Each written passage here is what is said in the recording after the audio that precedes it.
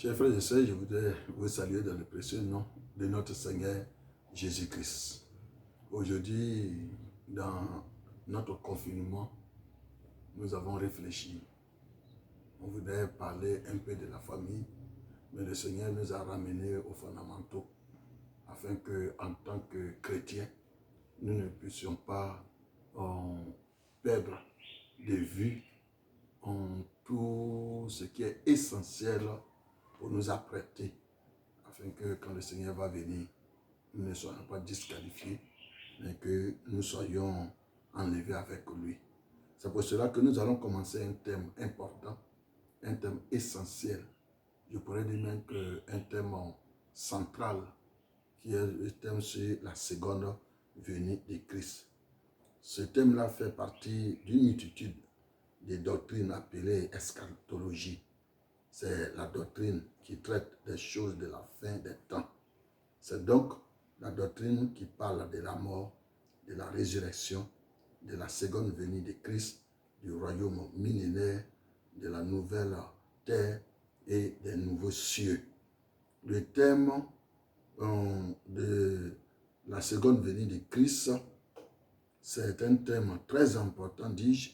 Il est très important à cause de sa portée dans le temps, de son caractère prophétique, de son impact dans la vie des croyants pour un christianisme biblique et un service remarquable, de sa position centrale dans la révélation biblique.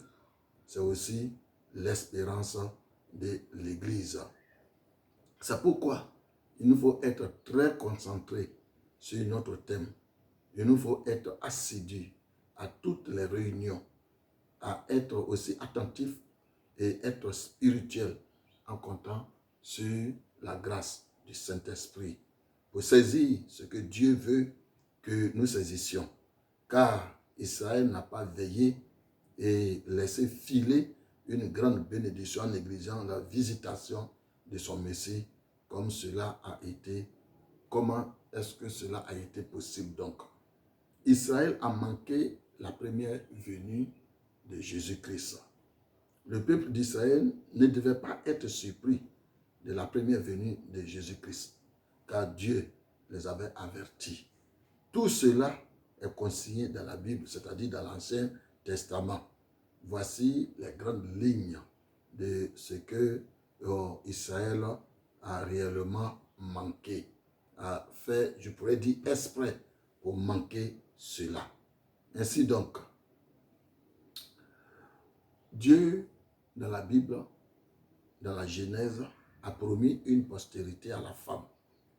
Et la venue de cette postérité doit assurer une défaite totale du royaume des ténèbres.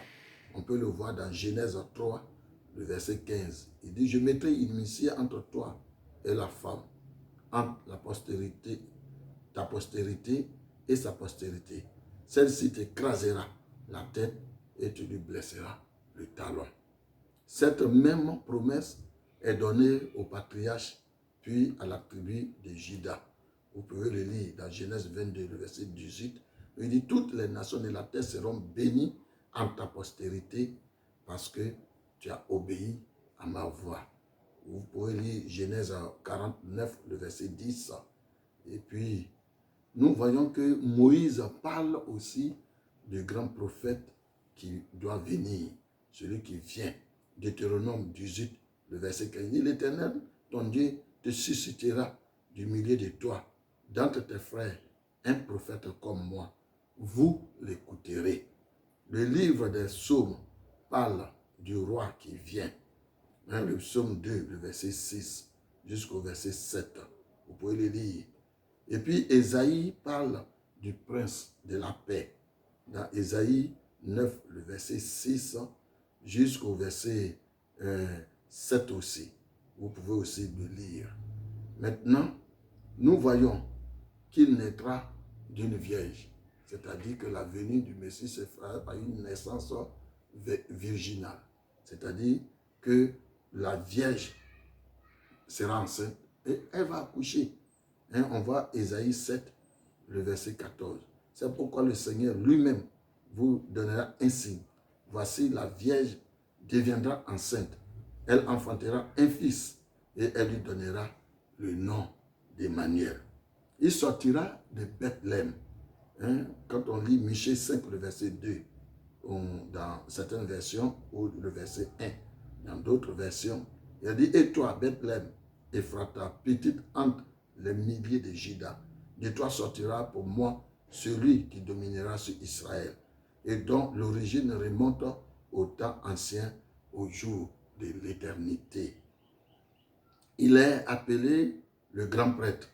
Dans le psaume 110, le verset 4, il dit, l'Éternel l'a juré, et il ne se repentira point. Tu es sacrificateur pour toujours à la manière de Melchisédek. Il est appelé le soleil de justice qui bientôt se lèvera. Vous pouvez lire Malachie 4, le verset 2 et le verset 3. Il dit, même pour vous qui craignez mon nom, se lèvera le soleil de la justice. Et la guérison sera sous ses ailes. Vous sortirez et vous sauterez comme les veaux d'une étable.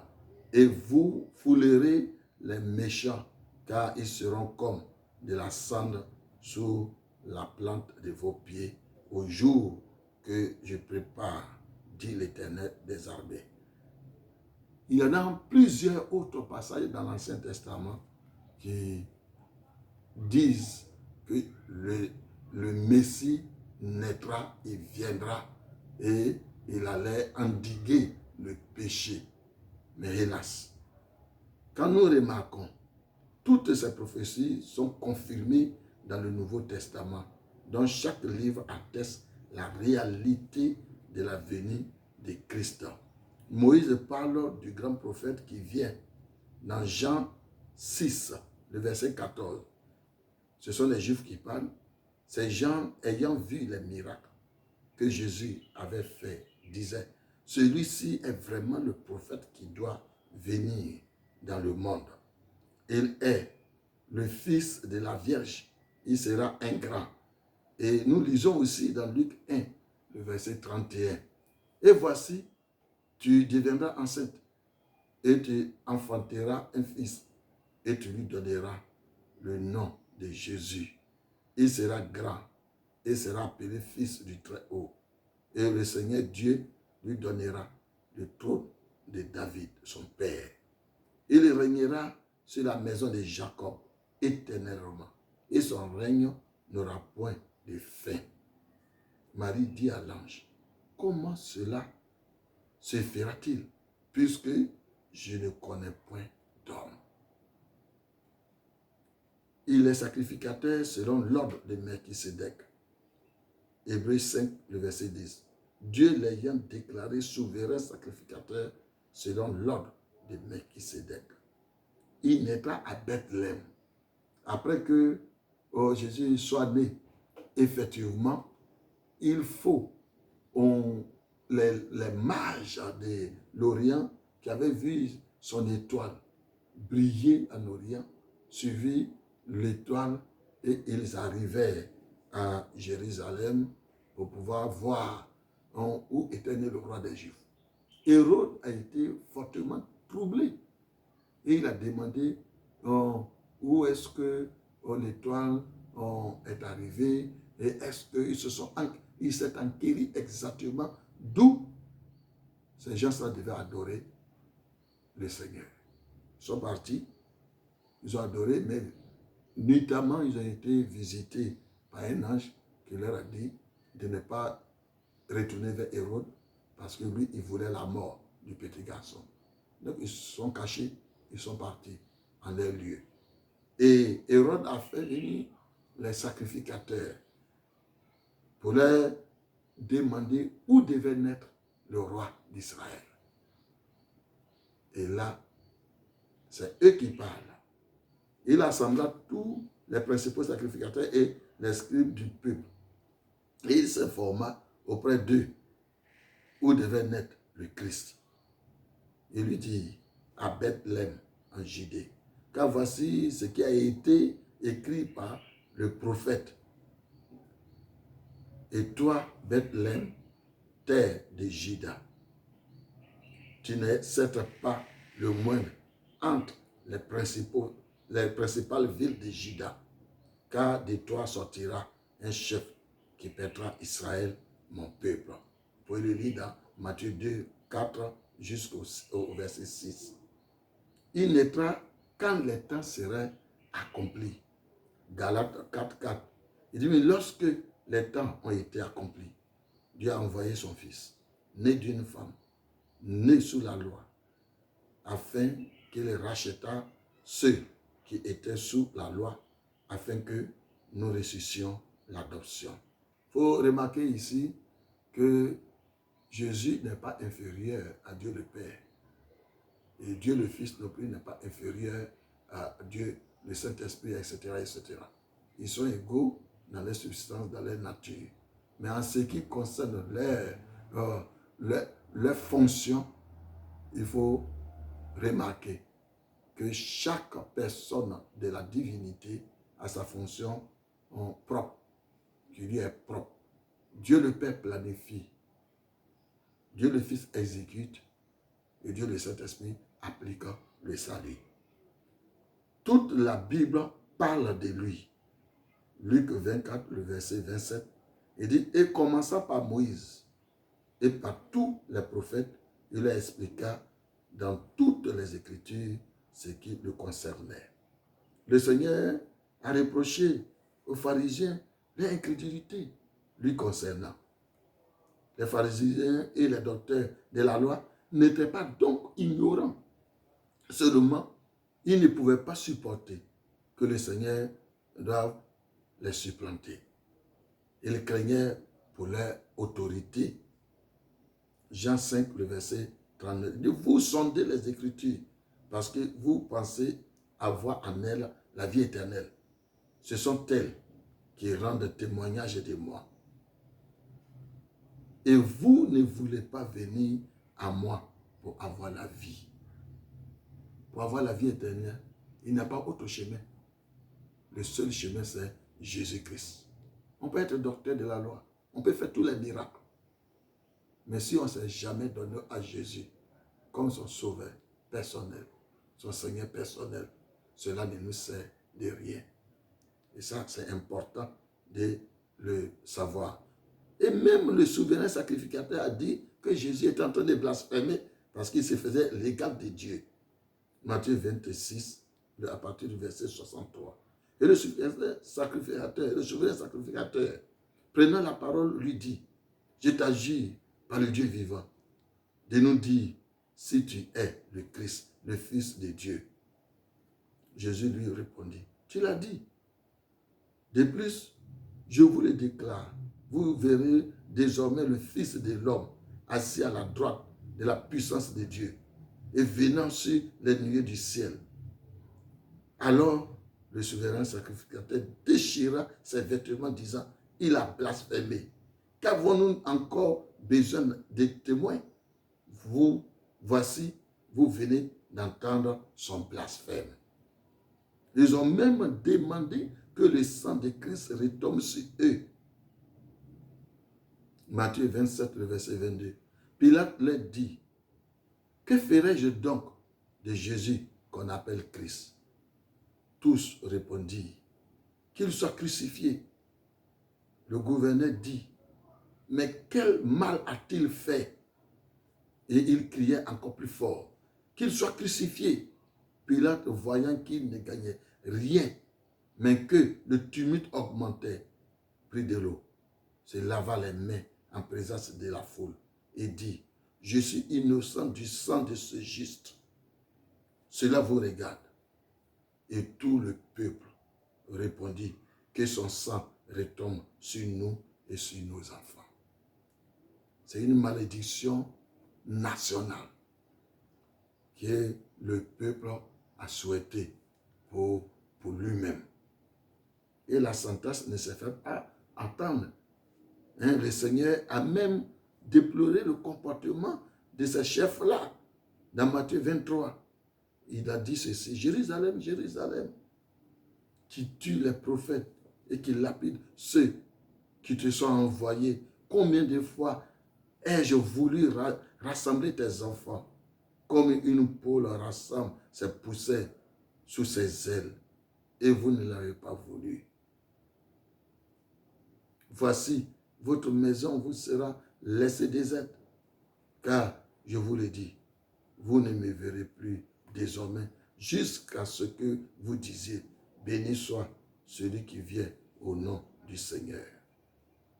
Ainsi, en l'an 70, le général Titus de l'armée romaine rasa Jérusalem, dispersa tous les Juifs sur toute la surface de la terre. Ce n'est qu'en 1948 que les Juifs regagnèrent la terre promise, soit près de 2000 ans de diaspora. Voici quelques malédictions qui se sont abattues sur les Juifs. Ils vont rester sans patrie. Ils vont être assimilés au peuple païen. Ils vont perdre la langue juive. Ils vont être coupés de Dieu. Le culte de l'Éternel sera abandonné. Ils vont être traqués comme des animaux et être amenés dans les chambres crématoires, c'est-à-dire les chambres à gaz. Exemple, 6 millions de Juifs seront tués par les Allemands lors de la Deuxième Guerre mondiale dans l'Holocauste. Mais ce qui était pire, c'était le rejet d'Israël par Dieu. Romains 9, 1. Il dit, j'ai dit la vérité en Christ, je ne mens point. Ma conscience m'en rend témoignage par le Saint-Esprit. J'éprouve une grande tristesse et j'ai dans le cœur un chagrin continuel.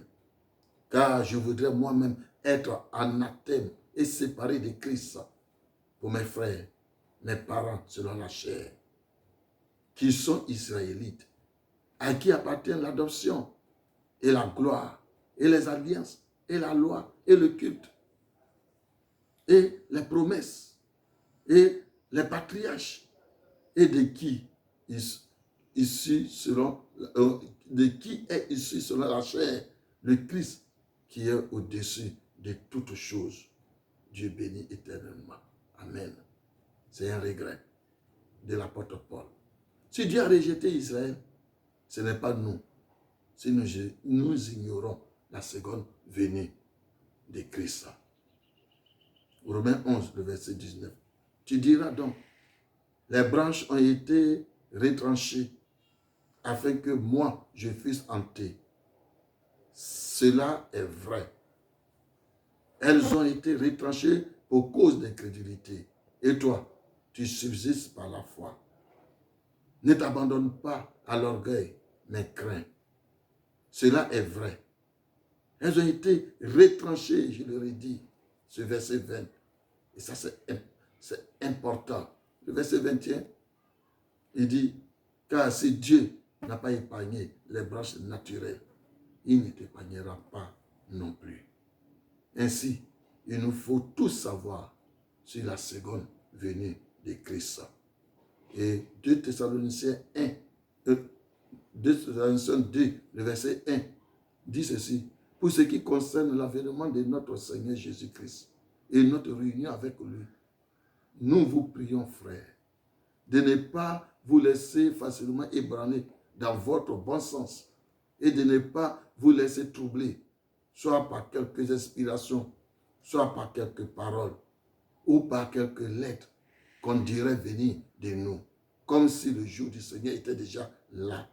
Que personne ne vous séduise d'aucune manière, car il faut que l'apostasie soit arrivée auparavant et qu'on ait vu paraître l'homme du péché, le fils de la perdition, l'adversaire qui s'élève au-dessus de tout ce qu'on appelle Dieu ou de ce qu'on adore, jusqu'à s'asseoir dans le temple de Dieu, se proclamant lui-même Dieu.